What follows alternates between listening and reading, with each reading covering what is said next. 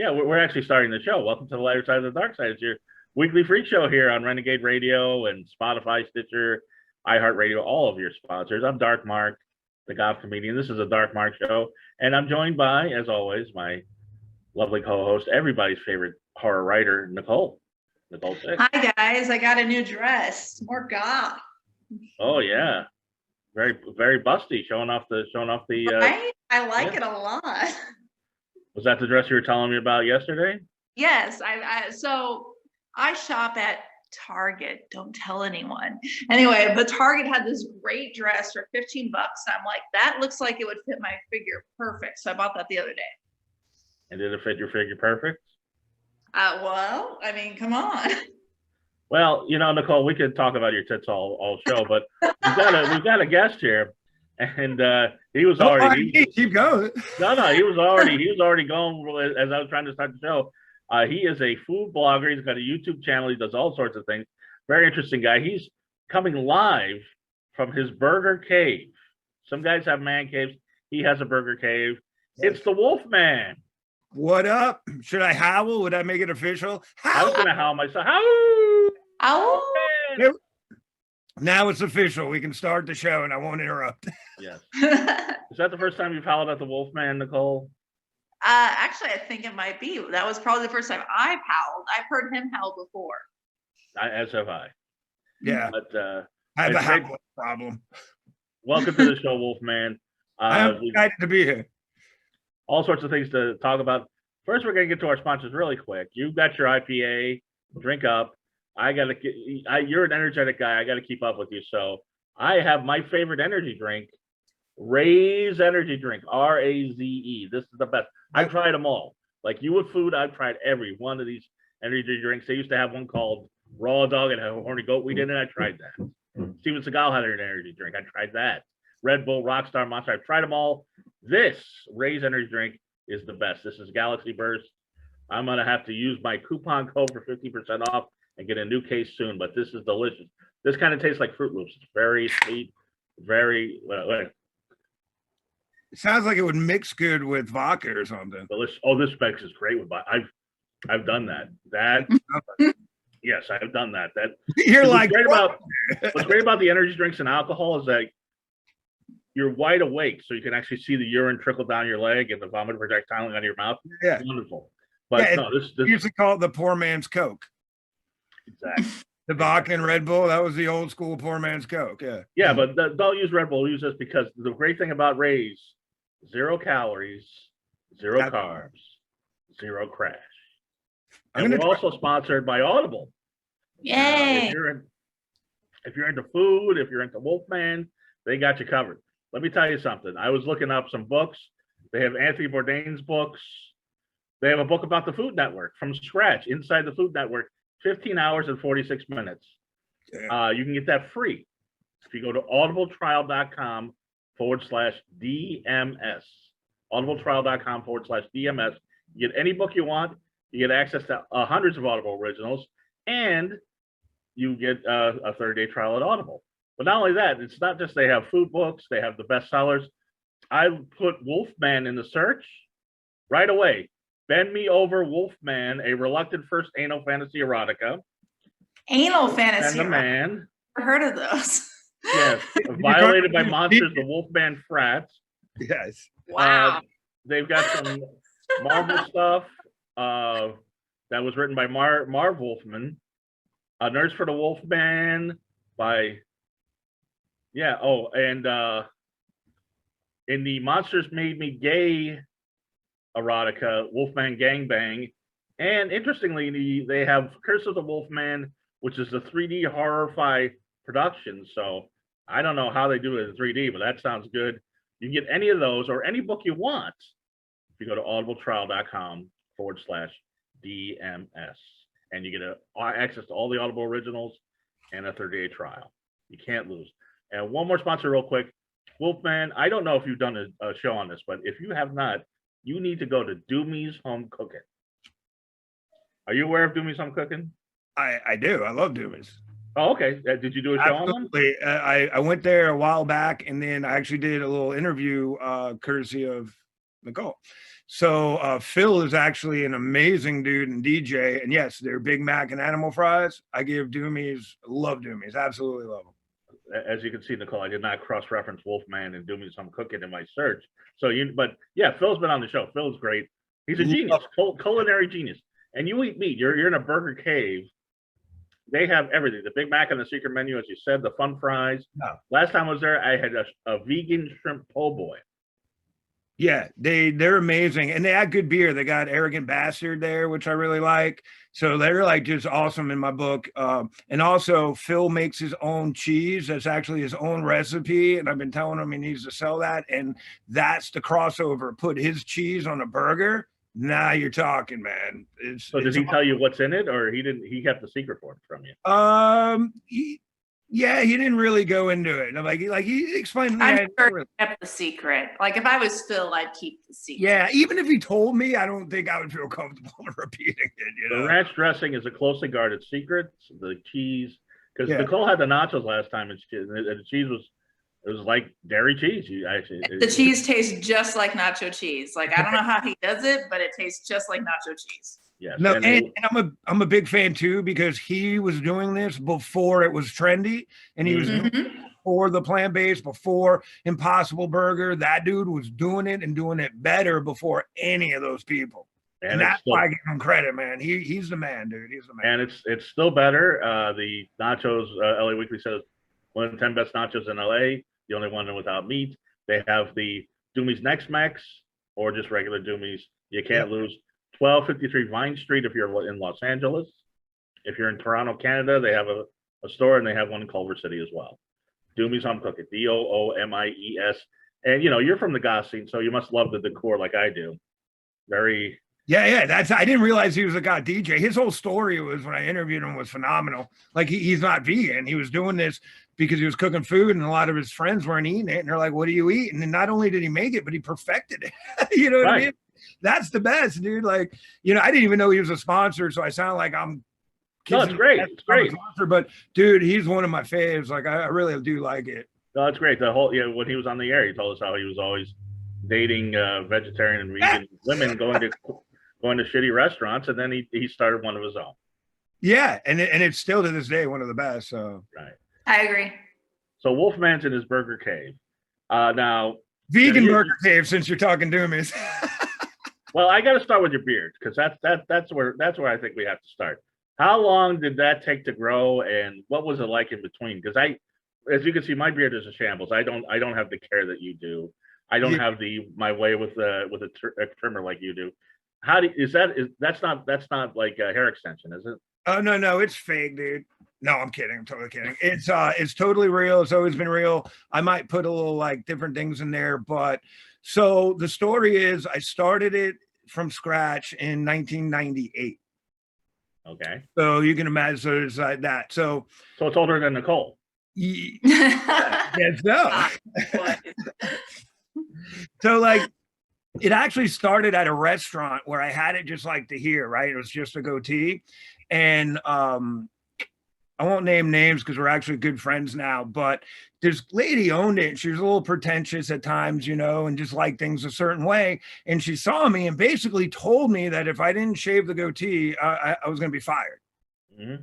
That's fucked up. Yeah. And I literally told my girl that morning that it was annoying and I'm going to shave it.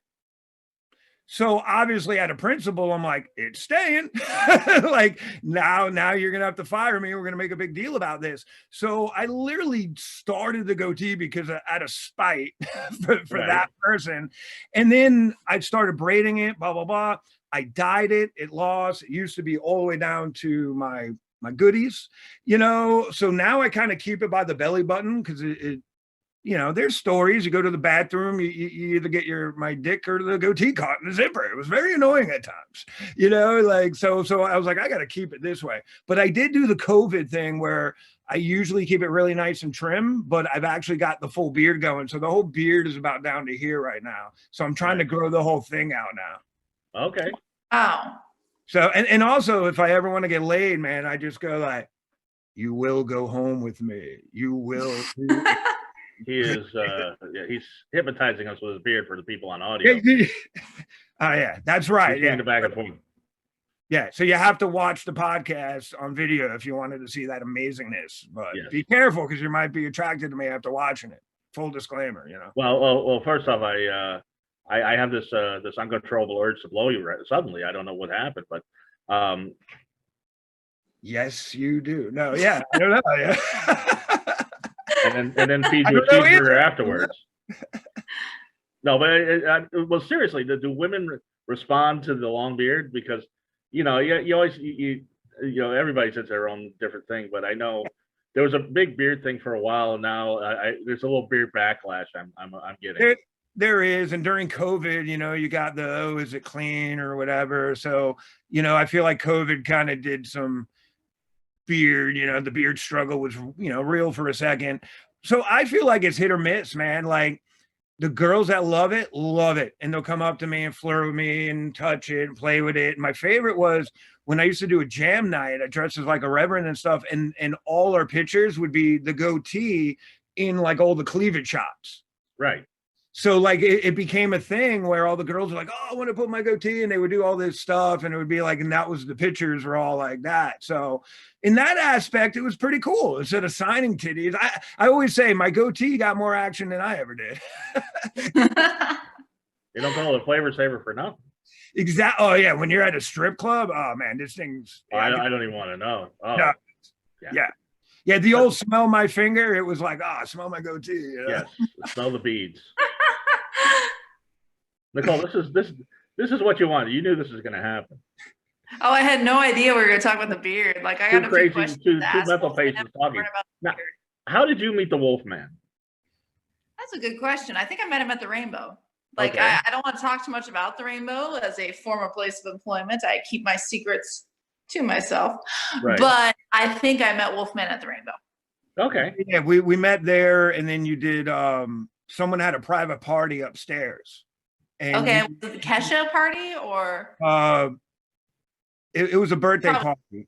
I don't know, like what thing is like Another mentioned. thing I'm not going to discuss, but I used to do social media and book the bands for the Rainbow. Okay. So we had quite a few private parties. So I'm not really sure which one. So it was a dude named Mike, and it was his birthday party, and this was probably like 4 years ago. And then I came early and helped set up the party, and you were really nice, and that's how we actually met.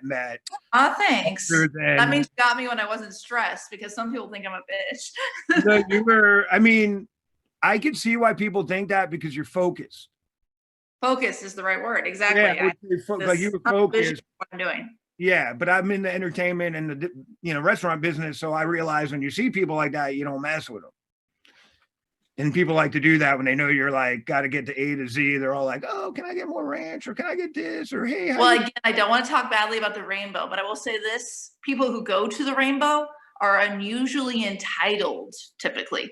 So they would think they needed more attention than they needed, and I'd be busy. I didn't mean to be rude, but I would be focused. Focused is the right word. I got the feeling Wolfman needs a lot of attention. Now, Wolfman, what came first, the food industry or the entertainment industry with you? I'm trying to get off. I guess it was entertainment because I did a radio show. Right. I got kicked off the radio show. This was like 97. This was actually before Wolfman. I became Wolfman in 98. 97, I did the radio, and then I worked in the kitchen. So it was like right in that same time. It was like the whole, I didn't know what I was going to do with my life. Right. I did radio, got fired. Was Wolfman Jack an inspiration or just a coincidence? No, it was actually this restaurant that I ended up working at, and it was a redneck bar by my house, and I was all gothed out, right? I had the nail polish, the eyeliner. I was going to see Clank, who played with Circle of Dust, and this was in 97, and we were touring with him just to go see his Florida dates. So we're going to the Tampa show, and I had to drop something out for my buddy who was bartending, and I did it, and I dropped something off, and a buddy of mine was like, this bouncer, he's this big Hawaiian dude, real muscular and all this, and he was trying to describe me to my buddy and was like, yeah, your buddy came and this is what he said, and he couldn't figure out who I was. And finally the guy's like, I don't know, he's that weird dude that's goth, I don't know, he looks like the freaking Wolfman, you know what I mean? Like, and I had the eyeliner and everything, and then like I came in and I saw him, and my buddy is like, that's the dude, that's the Wolfman guy. Right. Like that, my buddy looks at me and he's like, dude, you do look like the Wolfman. Because I got the pudgy cheeks and the hairy, stuff. Yeah. So I was like, and then it stuck. And I started working in the kitchen, and I started as a dishwasher, and then ended up being like a manager, bouncer, and all that. So it just stuck. And then I ended up using the Wolfman as just my character, and everyone knew me around town as the Wolfman. So you were in Tampa. I've heard great things about the Tampa Goth Scene. So I was in Gainesville, but yes, the Tampa Goth Scene is where we go a lot. We would go to the castle. Okay. I don't know. Have you ever been to the castle in Ybor City? I've never been to the castle. I've heard. Yeah. Like one of the best goth scenes is Tampa. It is. It even when it was dead, it was good. Jacksonville's not bad. Movement Magazine, they do a lot of things. I think his name's Max Michaels. He's awesome out there. He does a lot of stuff. I try to do stuff here and there in Gainesville, but Gainesville was hit or miss. Like when it was good, Gainesville was the best. So the thing I got to say about the castle, they have a bar, right? The first bar when you go in, and it was the best bar ever. And it was like little marble, and it had a creek that actually flew, like just flowed around. Oh, wow. And then like you'd get drunk and just put your hand in there, and had little pebbles you could play with it. Probably the most unsanitary thing looking back, right? But dude, it was so fun. It was like having little Miyagi trees there to play with, Right, like very coy goth. Yeah, and I've never seen that before. So the castles, it was my favorite place to go. Ybor City in a whole is phenomenal. And so, are you from New York? Or you ended up in Florida? Yeah. I thought you were from Brooklyn, like myself. So my family's from Brooklyn, but I grew up on Long Island. So I grew up in Levittown, Wausau. Where in Long Island? I have a tough question.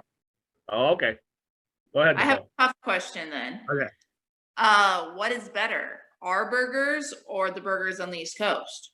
And don't worry, I won't be offended. Well, see, you said burgers, you didn't say pizza. So I'm gonna be honest with you, I haven't been back to New York in over a decade.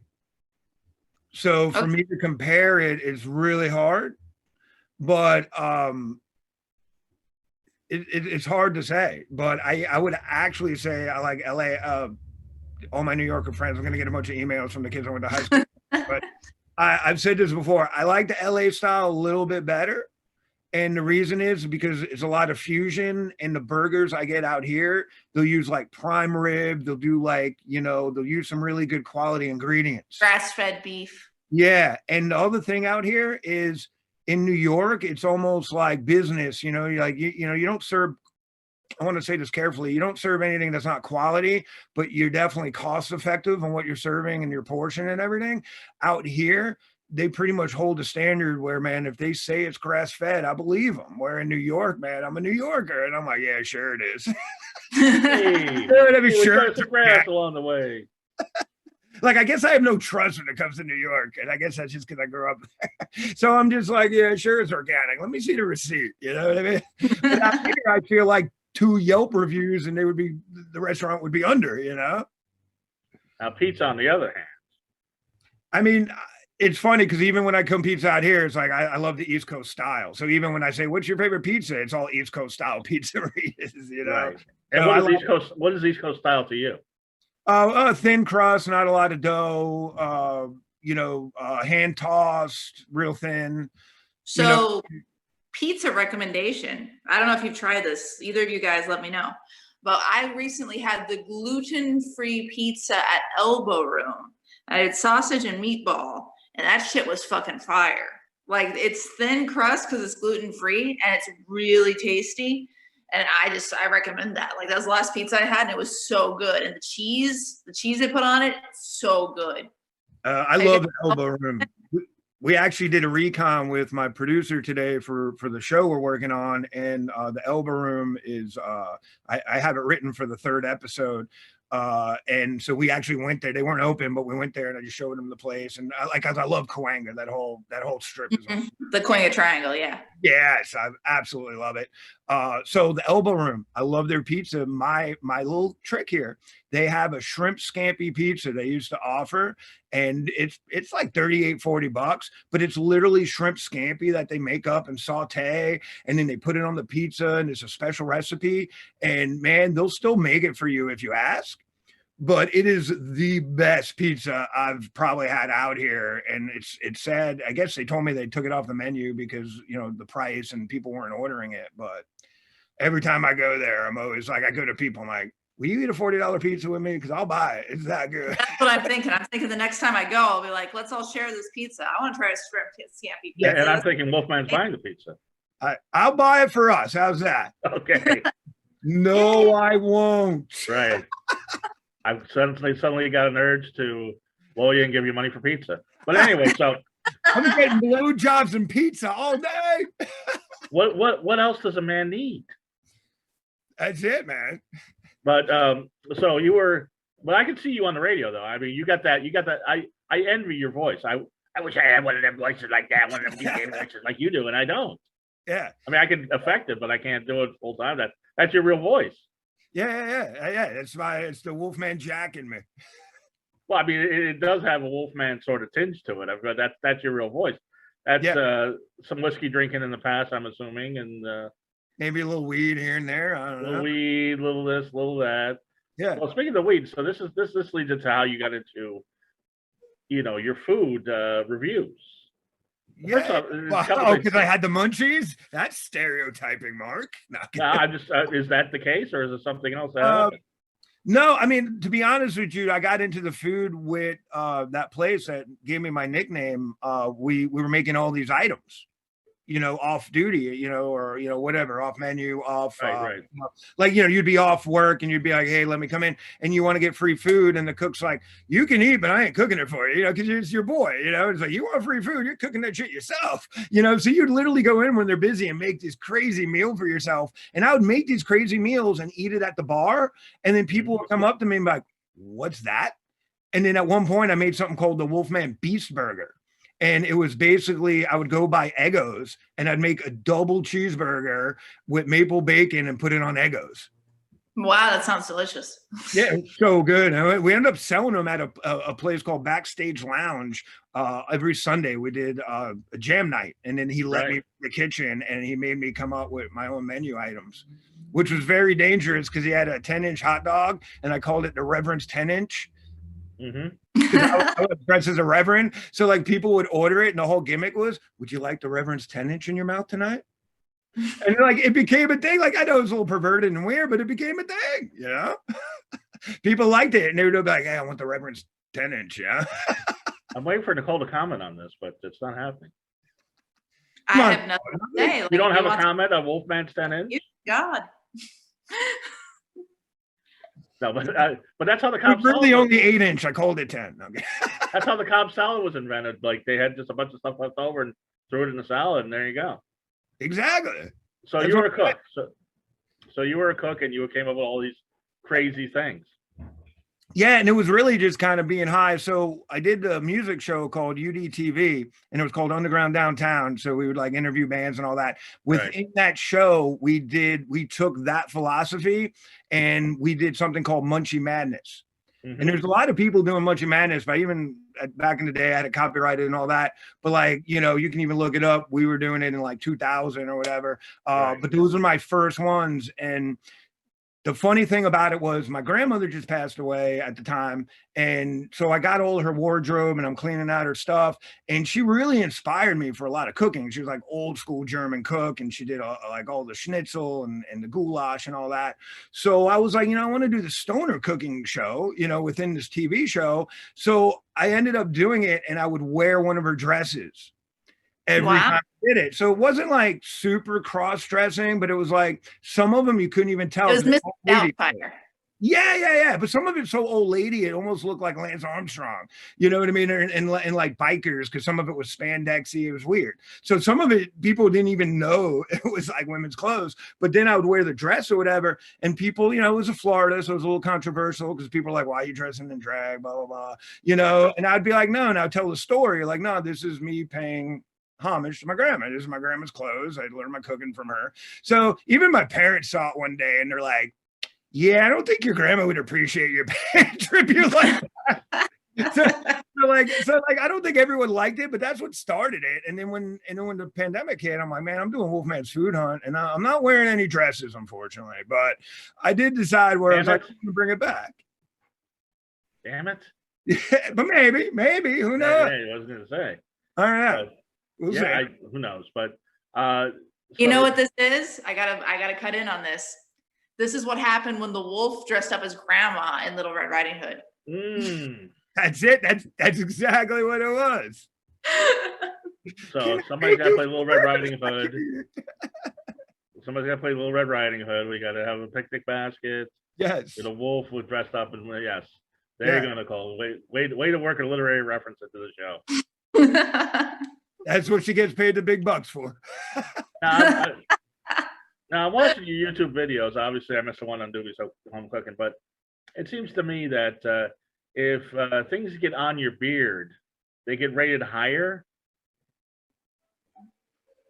Is that the case? If you're like, oh, this is gonna get all over my beard, and then it did. And I don't know. I want to go back and do some research on this. I don't know. Are you right? And I don't realize it. Subconsciously, maybe. Consciously, I don't think so. Well, everything ends up on your beard, basically. And that's the point. Is like I almost try, and it's funny because like my kid will film some of them, and I feel like I have a whole bunch on it, and I make a comment, and then I watch it, and I really didn't have any. It just felt like I did. And then there's other times where I'm like, oh, I'm not wearing it, and like I can see my son going, "What are you talking about?" And I look at the replay, and it's like all over my face. Right. So I honestly don't even know when I'm wearing it when I'm not. You know, it's like I don't know. It's a happy ending for me too, I guess. I don't know. So I've taken both of you, and I mean, I've met both of you at Figaro's Bistro, and I had Wolfman try their mini burger because it's actually like the size of McDonald's regular burger, and that got on the beard. You know, so I think just high quality stuff with good sauce gets on the beard. It does. Yeah. And you know what? I think that should be a gauge because you know how a lot of people put too much sauce on the beards. So I feel like if the sauce hits the beads, no good. But if there's got to be a sauce level, this could be like a level. You know what I mean? Like there's like a level here. So if it hits here, it's no good. If it's here, it's good. If it hit right up in here, you know, it's a money sandwich. Not sauce, perfect flavor. So I think subconsciously you might be right. Well, Nicole's eaten with me on more than one occasion, and she's seen how I'm very conscious of the beard, and I'm wiping myself in between every bite. I just don't want to. Especially when you're on a date, it's just like, ooh, you gotta wipe that stuff out the whole time. No, I find myself drinking through a straw. Oh, I'm sorry. What were you gonna say? Oh no, I just said you got to be aware of the beard. It's an extension of yourself. You know, it gets messy. Yeah.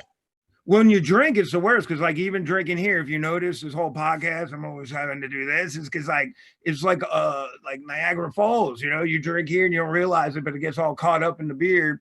And I got to do it, but the mustache is getting crazy because I got to actually do that little hipster shit.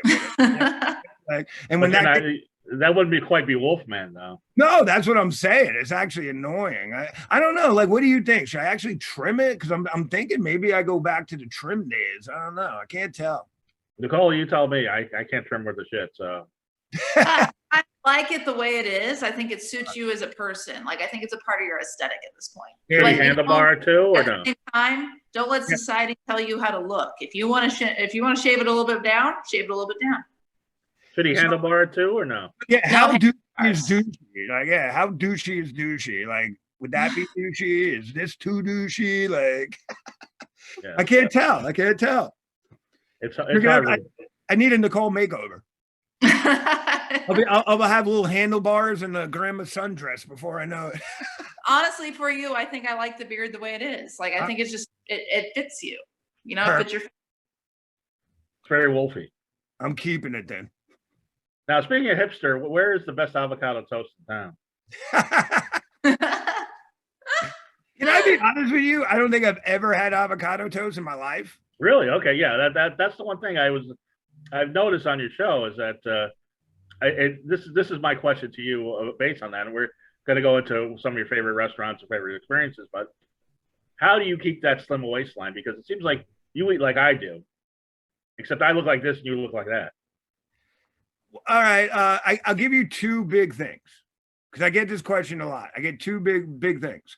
One, I walk a lot. And I did put on a couple extra pounds during COVID because at one point I was like 160, 170, and that was what I was. Yeah, trying to keep that. But Jesus, 170. What's the matter with you? Now I'm at like 180. And if I go like 180, 185, I look okay. But once I hit 190 and 200, because I got chubby cheeks, I can't hide it as well as other people can hide it, So walking, I'll walk there's times I walk a minimum of 2 miles a day because I got to drop my kid off. I got a bunch of stuff I got to do, and I don't own a car out here. So I walk. So I'll walk up to 10 miles a day at one point. And anyone would be fun if they walk 10 miles a day. Yeah, that's a good way to do it. And the other thing is, and I'm gonna say this, an exclusive Dark Mark moment on your show. Yes. I don't eat all the food. I don't eat all of it. All right. Share it with my family. I share it with people. I even give half of it to homeless people. Like when I was in Seattle, I tried 69 burgers in 10 days. And everybody's like, how did you do that? I'm like, dude, this was like, if the burger was really good, I ate half of it. But other than that, man, I had a film guy, an audio guy, I had a producer. Everyone wanted a bite of that fucking burger. So it would have to be rude if I ate the whole thing. You know what I mean? Like they're all like, does that taste, bro? Wink, wink. So what we got here, Mark, is a case of teamwork. What we need to do, you and I, is we need to have the whole team with us when we eat, so they all share part of the portion. Yeah. And then we'll walk 10 miles home.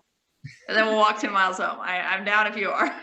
See, I'm like the opposite of you, Wolfman, in that I carry my weight pretty good in my face, but my body's just enormous. So I got the opposite thing happening. When you say, Nicole, it's the face does my face should be fatter. I don't know. I'm a face. I can see what you're saying. I like face though. So we got to switch faces and switch bodies. I don't know what's going on. But anyway, so. You know what that sounds like to me? That's like Jeff Goldblum in The Fly. I think that's a lot of potential for something to go really wrong. Yeah, it's true. And the other thing is like beer too, man. If I'm start drinking IPAs and stuff, I'll put on some pounds. So I try not to drink as much, especially the beers. Because at one point I was really doing something that was pairing the burgers and the beers. And that's when I started seeing myself gain weight because now you're eating the burgers and the beers, What I mean? Well, I'm 30 wink now. And so what I've decided, I'm only like today, my friend Andrew just came back into town. So I had a couple of drinks with him, but I decided I'm only drinking on weekends. Not because like I'm like some hoity-toity girl. It's just alcohol on top of your meal is so many extra calories. It's true. And you are a hoity-toity girl, but that has nothing to do with anything. But I see. I haven't had a beer in like 10 years, but I just never liked it's like drinking bread. I don't like the taste, but that's just me. But beers and burgers go together. That's they do. It's hard not to have one without the other. Yeah, and I do. I feel like it goes. Some people say that with cigarettes. When I smoked, I guess I can feel that vibe. But like, even when I stop drinking, I have a burger, and you just start thinking of like what beer would pair well with it because you get like blue cheese, right. Stout pairs well, and like that's where I start getting in my head because I'm like I don't want to get drunk, but I definitely would like a beer to pair with this meal.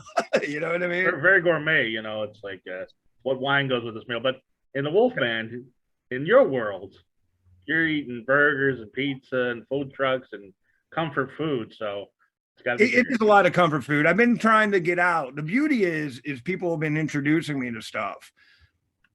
This dude Chuck brought me, he's from Japan and was like, hey, I want you to get Peking duck, and he brought us to Arcadia. I did a quick little video.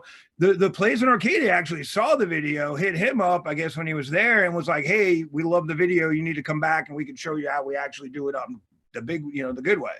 So that's the kind of stuff. And that was like the first time I had duck since I lived in New York. You know what I mean? So like, it was a great experience, and it's obviously I'd eat it and I would love it, but I just didn't know where to go get good duck. You know what I mean? And like, so that's going to be the premise of some of the shows I'm doing in the future, is actually people bringing me to different places, which is how I met I was doing gonna say, I hope he gave you a ride, because Arcadia's Yeah, he think did. Hollywood, so it's a ways away. It was. Gentlemen, if you are looking for good Peking duck in California, you can either go to the Sunset Grill, where it comes over a bed of interesting potatoes. They have an interesting, unique seasoning. That'll be done Hungarian style. Or you can go to Crispy Pork Gang, where when you walk in, there are tons of rotisserie style ducks just hanging from the inside. So you just see the ducks right there. And it's a relatively good price. Each one is about $15. So Yeah, I've had the Sunset Grill one. It's actually really good. I like their Gordon Blue. Potatoes are fucking amazing. Yeah. That's actually one of my go-to places for burgers. I mean, you know that we talk about that all the time. We go to Sunset Grill. Yeah. We've hung out there before, but like it's a cool little spot, and they got the burgers are always good. And I've done a couple food hunts there. Actually, I think I have 3. I think there's some. If you were to ask me the spot I hit the most, it would be Sunset Grill. Yeah, I saw one of those. And last time Nicole and I were at the Sunset Grill, I was the oldest guy there, because I was the only one that knew that Don Henley sang the song, and I was trying to explain it to people, and they didn't understand. Okay, it was Don Henley. I'm like, okay, I'm the oldest one here. You know what's funny about that story is the owner used to play that like all the time. I'm sure. And I guess she was a sweetheart, but one of the bartenders, you know, she's definitely millennial and stuff. And I remember coming in there one time and going, man, you guys used to play the song all the time. And like, as much as I'm not a big fan of the song, it made sense and it fit. And she's like, yeah, I talked them out of it because, you know, like, it's just, you know, our generation and all the hot girls that come in no one knows who that is. No one cares. You're better off playing. Hot girl. I like Don Henley. Yeah. So like, Yeah, also met him to be sitting at the Sunset Grill and then let's go down to the sunset. Come on, that's too much. I don't know, man. I'm a promoter. Listen to it on the way home, but you don't listen to it at the restaurant. Oh yeah, it's like wearing the band shirt to the concert. Yeah, exactly. And apparently there was a movie that was called Sunset Grill. I haven't seen that yet. But really? I didn't know that. The guy who played RoboCop starred in it. I don't know. I googled from the '70s show or Peter Weller. You're talking about the Murphy. Yeah, Peter Weller Murphy, the RoboCop guy. Yeah. So I haven't seen that yet. Oh, I have a question for the Wolfman. Go right ahead, Nicole.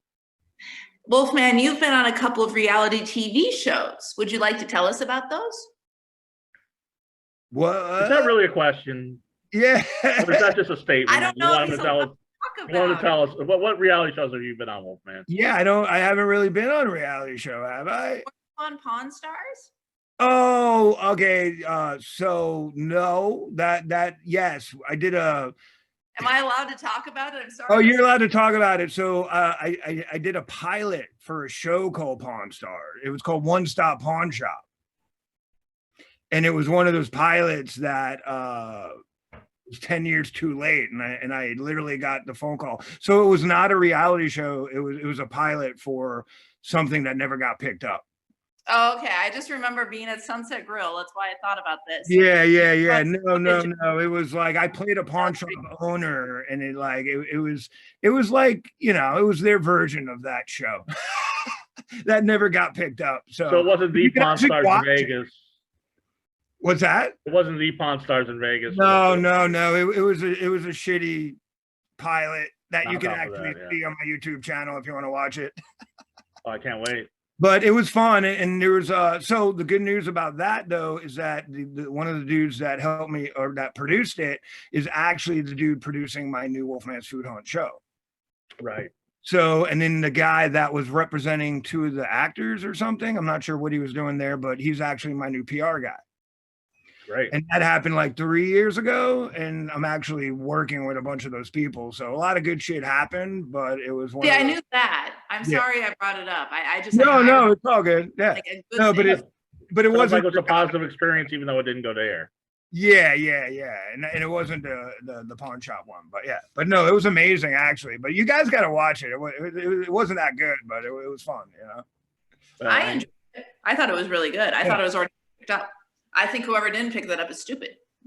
You know what? It was just one of those things that it's been done already. And in defense of the guy who created it, he wrote a really good script. A couple guys did, and at the last second, we improv'd it all. So it wasn't even the vision of the person. You know what I mean? So I got to give them props for give them credit for that, because like they're the ones that'll bitch about it before I would. I actually thought it was cool stuff, but at that point, I guess. Oh, I love watching it. I thought it was great. Like I thought it was ready to go to air. It's one of those things. I'm glad that it worked out so positively for you, that you got this whole team out of it, because you really fucking deserve that. I think. Appreciate it. When you watch Wolfman's shows, which later at the end of the show, Wolfman will tell you his social media and you can go check it out. It literally feels like you're watching a real show already. Like it's directed well. It's got a good voiceover. It's just really good. Like it's very professional quality. Thank you. No, and honestly, I try to go out of my way to make it, anything I do, have that little cool vibe. Because I work with like cable shows, and the very first thing I did, radio, the guy that did the Wolfman voiceover that you refer to was a guy that I actually met in '97 doing radio, and we're still friends, and he'll do any voiceover I need because he's such a good guy. And he's so talented. He was so talented. He's amazing. And if you watch TV and you watch Spectrum News, he's on like 10 commercials that air right now. You know what I mean? Like, and I could hear his voice, and I always laugh, and I always call him when I'm like, I'm listening to you right now. So I'm blessed to be in contact with those people. And that's the one thing I love about Hollywood, man. Like, you might have a lot of shady people out here, but you also meet a lot of really legit people, and you got to vet them out. But man, like, if you meet people, you can meet friends for life out here. Like Nicole, I feel like you're going to be a friend for life. You know what I mean? Like, I met you the first time I was here. We're still friends, Yeah. Like, I feel like if you're friends with me over 5 years, we're good. I passed the 5-year hump. It could be a rocky 5 years. You never know. But good man. Pop stars. Mark, how long we've been friends? When was I guess 9 years, because we had our 9-year Facebook anniversary. So it was even longer than I thought. Yeah, 9 years. And you were 12 at the time. Now I gotta say, speaking of Pawn Stars, I gotta just a quick shout out to Rick's Rollin' Barbecue, which is owned by Rick from Pawn Stars. I performed there last week. We had a great time in Vegas. So thank you, Steve McAnally, for that, and everybody that booked me in Vegas. Tom Baum, Gooch, Jack Slammy. I had a great time. So, what brought you to LA? Was it acting, or was it what happened? I don't know, man. Like, I tell people it was kind of like a midlife crisis in a way, because I was just like, everything was over. I was working a gig at managing a bar, backstage lounge, and I was doing all the booking, doing everything. They were basically about to close down, so they were going to be gone after 7 years. The music scene was really like kind of going downhill, and it was really hard to find bands and to make money doing it. And I really didn't know what to do. And my whole life, everyone in New York, they always said, I don't belong in New York. I'm too redneck. I'm too California. I go to Florida. Everyone's like, you're too New York, or, you need to go to LA. Everyone's like, you're an LA guy. So like, I always wanted to go. And I tried moving here a couple of times. It never panned out. And then everything just kind of just was in the air. And I was like, I don't want to fix my house up. I just want to sell it. I was just like, I want to sell everything. And I want to go to LA. And I literally sold everything. And I did take 4 to 5 months. I didn't do this in like a week or whatever. Right. I sold everything. I had to liquidate everything, cars, everything. The house, I had to sell it at garage sales. And I said, you know what? I literally grabbed the dog, the kid, and the wife and said, you know what? We're going. And we went in 24 hours. We got here. We each had a 12-hour shift. Went into Boys Town, bought a cottage, not bought one, but rented a cottage out there for 2 weeks for $3,000. Wow. Yeah. And I had nowhere to live, nowhere to go. And then we found a place, and now I'm in West Hollywood, and we've been here for 6.5 years. And the whole basis was just, I just want to go do something that might appreciate my talents. I didn't want to be an actor. I didn't want to do food at the time. I just wanted to be somewhere that would appreciate creative art. Now, what did your wife and your son think about this decision? They were actually extremely supportive, and my son loves it. just gave him drum lessons. He's got an awesome drummer. He's been in commercials. He's been in a bunch of stuff. You're pimping him out too. Yeah, why not? Right? Got to get that Culkin money. But I also just to be like serious for a second, I let him choose anything and everything he does. And if he comes to me and says, I don't want to do it, like I taught him guitar, he didn't want to do it, didn't press it. 3 years later, he's playing the drums now. So that's the one thing where Hollywood, I see people force their kids to do stuff. I won't do that. Right. That's good. Yeah. That's very good. Is he allowed in the Burger Cave or? No. This is your story. No. Like I want to, like he does all his TikToks here. So if he has his own TikTok channel, so he'll do his TikToks and whatnot, and but like I don't know, man, because like kids, they don't wash their hands, and I'll go look and I'm like, I can see little fingerprints and all my little things. I don't know. I mean, I'm a collector too, so I'm like, don't mess with my collection. Now, what is the most valuable thing in your Burger Cave? That's a good one. I see if I can see it right here. It's a pin I got, and it's from Florida, and I looked it up, and it was from like the 40s. And it's probably not worth that much, but I think it was worth a couple $1,000, and someone just literally sent it to me. I'll be honest with you, I don't collect things for value. I collect it just because I like it. Sure. The people that send me stuff is actually worth more money than the stuff I buy, because I'm buying like consumer grade stuff, and they're at a flea market and they're like, oh, I saw this burger pan, I thought of you, and I sent it, and I'm like, that thing's worth $600, right? Like I just looked it up. I'm like, you just sent me a $600 pin. Oh, it's okay. I only spent $4 on it. Or I got it for 50 cents. You could have it. And I'm always like, well, if I sell it, which I won't, because I'm not going to sell it. I'm like, but if I sell it, I'll hook you up. You know what I mean? Like I'd give him the money, but it's funny because the collectibles come as gifts, and I feel bad, but I'm not gonna sell it. I love it, dude. Right. So how did you actually get to this food blogging? How did this happen? I mean, like I said, I did the Munchie Madness, so a lot of it was that, and I always liked the food. But the main Burger Cave really came from the pandemic, because I didn't know how to help local businesses, because I couldn't go there, I couldn't show their outside, I couldn't go and interact with them. Everyone's scared with getting the cooties or whatnot, so it was like you had to be real careful. So I said, you know what, I'm just going to grab takeout and do it at the Burger Cave, and I'm still going to review these people. Right. And I actually came up with the Burger Cave a year before the pandemic, but I never thought it would work, because I was always like, no one's going to give a shit about me in a Burger Cave if I could be out in the actual real world. You know what I mean? And you know what I mean? And then when the pandemic hit, I was like, my Burger Cave might work. Yeah. And I was like, sorry, people are dying, but I'm going to get my Burger Cave working. So yeah. The universe provides. Yeah. But so that's actually how the Burger Cave came, was because I was like, oh, well, now people won't judge me for not being outside because I'm trying to be safe. Right. But yeah, I'm still trying to promote local business. And yeah, it was definitely needed, because it's sad how many local businesses and how many restaurants did not make it. Well, no, like you mentioned Doomies, and now that I know they're a sponsor, man, it's like, imagine if they didn't make it. Just imagine. You know what I mean? I know. It would hurt. Yeah, it would hurt, bro. But it would hurt the community so much more than people would know. Right. And that's my point. It's like certain establishments can't go. And what would happen? They would be replaced by corporate plant-based stuff. And they would just be replaced. Right. And it wouldn't be replaced by a mom and pop or some dude that actually gave a crap. Right. You know what I mean? Like, and that's what this show is about, is like, I don't ask for free food. I pay. People hook me up sometimes. Usually it's the second or third time after, like, oh, I like your video, come try this. You know what I mean? And I'm like, cool, I'll take a free meal, but I never will ask for one, because that defeats the whole purpose of supporting the community. Right. You know what I mean? Like, and I've had producers that I won't work with because they just were like, oh, we can get this and we can get, I was like, no, it's not about that. Right.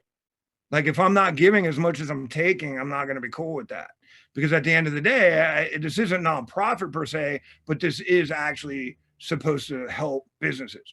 You know what I mean? Mm-hmm. So what is one restaurant that didn't survive the pandemic that you miss? Let's talk Man. food. So many, dude. So I'm going to say one that actually ended right before the pandemic, and that's Irv's Burgers on Santa Monica. They actually closed pre-pandemic, but absolutely love that place.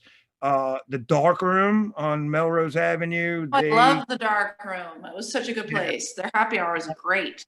Yeah, that the one of the bartenders, Tony, I want to give him some props. He actually did the artwork for the Wolfman's Food Hunt. He's done my Hunt for the Abandoned Shoes. He's done a lot of my artwork. So we became really good friends because it's real close to my house, and I would go there during the off times, at 11 or 12 at night, no one's there. You just become friends with the bartenders. Yeah. And I'm still really good friends with half of the bartenders there. So that place really hurts because it was my favorite bar on Melrose by far, Question of me, but I also want to offer the Velvet Margarita closing really sucked. Okay. You did? I was just there and I just told someone, are they closed for good? I don't know. I hear that they are, but I don't know. Okay, so I heard rumors that maybe they weren't, but then I heard people say that they were. I'm really curious because I walked by there today because we're going to do that Coanga thing. And man, that definitely is one of them. All my business meetings when I first moved down here was all at the Velvet. That was actually the first place I ever promoted. It was a night called Toxic Tuesdays, and it was Velvet Margarita. And I love the margarita. First off, they have amazing drinks, but I also just love their food. Their food was so good. Mm-hmm. I like their environment too, because some places get too dark and some places are too bright. And the Velvet had this dark vibe, but it was so still personal per table. So everything else was dark, but you could actually see the people around you really clear. Mm-hmm. And I always love that for business meetings. So let's talk food. First of all, I can believe how fast this hour went because I could tell.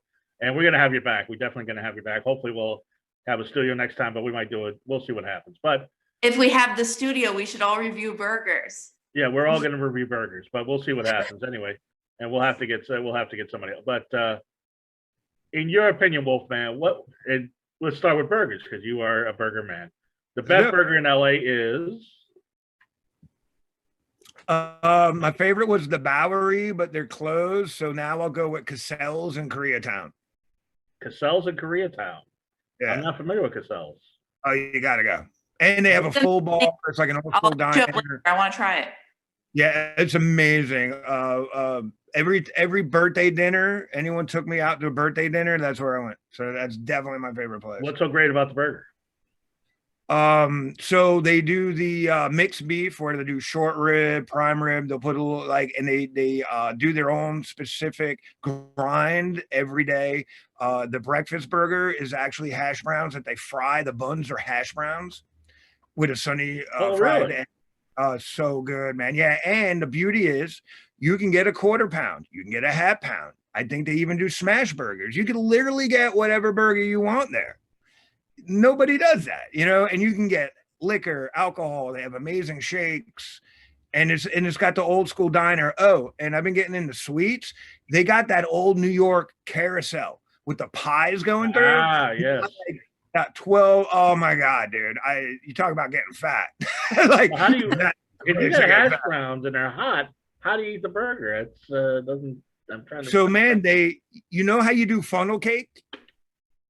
You've seen funnel cake, right? Yeah, of course. That's how they do the hash brown. They put the hash brown and then they go, and then while they're cooking the burger, they kind of get it where they degrease it and they let it sit and it gets nice, hard and crispy. Then they put the burger on. Okay, got it. Okay. Yeah. It's pretty unique, man. I have a picture of it on the Instagram account, but it's by far my favorite burger, and they have other good stuff too there, but the burgers are amazing. Sounds like it. And of course, it's not gonna match New York, but what's the best LA pizza in your opinion? So I got to do this to you. You got to give me a specific style of pizza because it's hard, because I literally want to give you 10 different places right now. So tell me what kind of pizza are we looking? We're looking for wood fire gourmet? Are you looking for like New York, East Coast, or just in, Let's just go in with the general? best New York style pizza in LA. How about that? All right. So the best in New York was a place called Vito's. I think they closed down and they didn't make it. I don't know if they're going to come back, but they had the best white pie. So I am a huge white pie guy. Right. So if you're familiar with white pie, it's hard to get a good white pie out here in LA. Mhm. So Vito had a really good one. And I also like Prime Pizza. They have a good, but if you're gonna give me my favorite place, I'm gonna go with Delicious Pizza. And they have a couple of them, but the one on Sunset, and that's my favorite. And I'm gonna tell you, it's not just because the pizza is my favorite, the menu is my favorite. They have there ricotta. plenty of times. Yeah. So it's really good, huh? Have you had their ricotta pancakes yet? I've never been in there. I've always driven by, and I remember, I'm old enough. Yeah. I remember Delicious Vinyl, so I get the Yes. joke. It takes two to make a pizza, right? It's like Tone Loc's label. Let's do the loud thing. That's it. Yeah. Busta Rhyme, like all those guys. Not Busta Rhyme. The other guy, the guy that did. Yeah. So I don't know. So it's So to take off on that. Here's the beauty, though, bro. They have vinyl there, right? So during happy hour, you can get a slice of pizza for, I think it was like $2.50 or $3, and then you can get a vinyl for $1. And they had all these ones you could choose. So for like $10, I ended up getting like 4 vinyls and like 2 slices of pizza. And then like I would just go there during their happy hour, and I was like, so anytime anyone went to Amoeba, because it was right across from the old Amoeba, I'd be like, dude, you gotta continue your record shopping at Delicious Vinyl and get some pizza. I'm like, because it's amazing. And then they have a breakfast pizza, which I'm really into breakfast pizza. So they have one of the best breakfast pizzas too. So I'm trying to think if I've ever had breakfast pizza, because I know I've seen it a couple places. It just seems a little too runny for me. I don't know about that, but I mean, that's a whole show in itself, because there's so many different ways. But I never understood it until I'm telling you, California changed me, because I would never like breakfast. I like pizza, but it's good though. It's done right. It's good, but I've had it where it's scrambled eggs, or is it hard boiled egg, or I mean, it fried depends. eggs? So Delicious does poached eggs. Oh, really? Okay. Yeah. So when you get the pizza, you poach it, and it just runs all over the pizza. It's so good if you have like meatball and ricotta. It's so good. But some people don't like it. But talk about wearing it, bro. Nicole looks confused. Oh, I'm not confused. I was just going to get a drink of my soda. You get hungry? I'm a little hungry. All right. So since everybody's talking chicken sandwiches, what's the best chicken sandwich in LA? And don't tell me Popeyes, because that's bullshit. Because the chicken cordon bleu at Doomy's blows Popeyes away. But yeah. All right, the best chicken sandwich. So there was a place called Pickles, and they were at Herbarium, which is a weed shop on La Brea. They're not there anymore, but that was the best. And they were just in a corner, and I could literally go buy weed and their chicken sandwich. It was the best. Yeah, that's brilliant. And they had different pickles. How they go business? That is brilliant. You know what my take on this was, bro? Is Herbarium saw that they were doing well and kicked them out and tried to do their own thing, and it didn't work out. And if that's wrong, Herbarium, I'm sorry, but that's what it looked like. You know what I mean? And then I don't think the pickle ever recovered, and they never went anywhere else, because I emailed them and I was like, hey, man, are you guys going anywhere? But other than that, I got to go with Gus. Have you ever been to Gus's Fried Chicken? No, I think where's it's that at? Wilshire, and that place is amazing.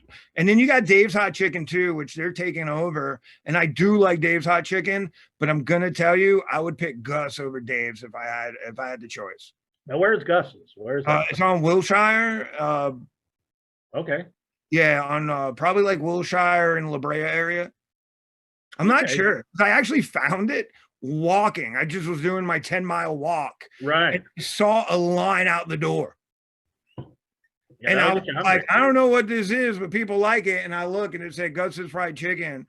And I went in and I sat at the little bar area they had. This was like pre-pandemic. And I watched their whole operation and the way they were cooking, and they were doing that. Like the kitchen looked clean, it looked fresh. It was bad. And when I got the food, I was like, holy cow, this is like some of the best fried chicken I've ever had. So yeah, I recommend Gus's. Just pickled. Got it. Now, has there been because you're very positive on your reviews, and I only scanned like 5 of them, but I didn't see a bad review in the bunch. Is there any place that was just hyped up to you that didn't live up to the hype and you were disappointed? Yeah, I have a couple. There's one someone asked me this the other day, and I didn't mention one place, but I can't remember this one place. It's a pizza place. It was called like Regular or Best Pizza. It was a weird name, and they were advertising New York style. And I got it like this is like 4 years ago, and I got it through an Uber app, and I got it, and it was like, I don't know, it looked like it was like 10% cheese. I put a picture. I mean, I have to find it, but man, it was cut in like 24s. Like, I don't know who cut this and how high the guy got, but man, like it was cut where it was like each slice was like this little sliver, dude. I was like, is someone fucking with me? Like I don't get it. And then like there was no cheese, no nothing. And I took a picture and I posted it. I ended up getting like 300 or 400 comments. And one person was like, I don't know if they were fucking with me, but they were like, nah, that's a true Italian pizza. And I was like, what? I was always curious if that was true or not, but yeah. And then there was another place I got a burger, and I don't know if I want to name these places because they have 2 restaurants out here and they're local. But I got their burger, man, and I just didn't like it. And then when I asked like the waitress, she got a little like, didn't really know what to do. And then I was like, hey, can you ask the cook like what's in this beef? You know what I mean? Because you either got bad beef in here or you got lamb or something in here. Like you have something that should either be advertised or 86th. You know what I mean, dude? And it wasn't even cow. It was just. No, it wasn't. And I just got done with my Seattle tour. So I just had all these crazy burgers. I had lamb, I had all these crazy burgers, and I'm like, I literally recognize this taste from one of the Seattle things, and I can't put my finger on it. So nicely, I was like, hey, like, what is in it? And they're like, they don't know. They literally like, they don't know the blend. And I was like, so it's either a recipe or I'm eating dog and cat, dude. Like, something's not right here, dude. Like, what do you mean it's a blend? Yeah, like, what do you mean you don't know the blend? Like, come on, you got to know something. You know, so like I never went back to that place and ate, but I drank there a couple times because it's a popular trendy place. So I don't want to name it. There you go. But yeah, I've had my bad. I don't like bad mouthing local business. Sure, I understand. Because I'm like Anthony Bourdain. It's like, you know, you go to McDonald's 1,000 times and get like, you know, 500 bad meals, but you don't bitch about it, you know, but one bad meal at a local place, and what am I going to do? Bury their business, you know? That, yeah, no, I didn't want to, you didn't have to name names. I didn't mean, if there was any bad experiences, because you just kind of like, I love everything. Yeah, I usually do. Well, the thing is, if I don't like one thing, I always try something else on the menu too. So before I badmouth them, I'm like, well, let me eat something else. Then if the second thing sucks, I eat one more, then I'll badmouth you. Because I'm like, nah, dude, I paid for 3 things and they all sucked. Right. Has that ever happened? You're like, come on, you got to up your game here. Has that ever happened? Yeah. But here's the thing. I send them an email. Yeah. And then if they're a dick, I'll go, all right, I'll go on air with it. But like, I don't know, man. It's just not my thing just to get popular to be mean, you know? Like, I don't know. Right. It's hard enough to, it's hard enough to open up a restaurant and keep it going. And plus, someone could be having a bad day too. Like, I want to ruin someone just because they had one bad day, you know? Yeah. No, I think you're doing the right thing. No, I appreciate it, dude. But I do get that a lot where they're like, you're too nice to these fuckers. And I'm like, maybe a little bit too nice, but. Well, you still got the edge. Now, before we go, one more thing, and I can't believe how quick this hour is gone. I can, because you're quite a personality, but I saw one where you were at a food truck. Now, the food truck thing was like, and my dad used to work in a food truck. I got cousins that worked in a food truck. I grew up with food trucks all my life. I didn't think they were anything special. Then like 10 years ago, everybody was just like going crazy over it. Oh my God, there's food in the truck. And it was like a whole trendy thing. What happened there? I'm still trying to figure it out. Yeah, I mean, honestly, I think people just figured a way to skip doing rent. You know what I mean? Like they're like, oh, I don't have to pay $2,000 rent, and I can actually go in front of this business paying $2,000 rent, pay the parking meter, and just buy a truck. So I think a lot of it was like rent costs, Right. especially in LA, because LA, man, you're paying like people bitch about the food prices in West Hollywood, but think about it. They're paying like $6,000 a month rent compared to what normal people pay 1,500. Right. But all these So hipsters that you know, when they're not eating avocado toast, they're like, "Ooh, it's a truck, it's a truck, it's a truck." I never got the big fascination. I mean, you know, the food's no, good, but if it's I don't not, like food trucks. They're expensive and like the quality isn't as good as the price. sometimes it I is. I don't like the fact that they actually price things based on the neighborhood. I know I have a buddy that has a truck, and if he goes into a certain neighborhood, the burgers are $4 or $5. He comes in my neighborhood, the burgers are like 10, $12. And I give him shit every time. And I'm like, bro, I ain't a 12 burger.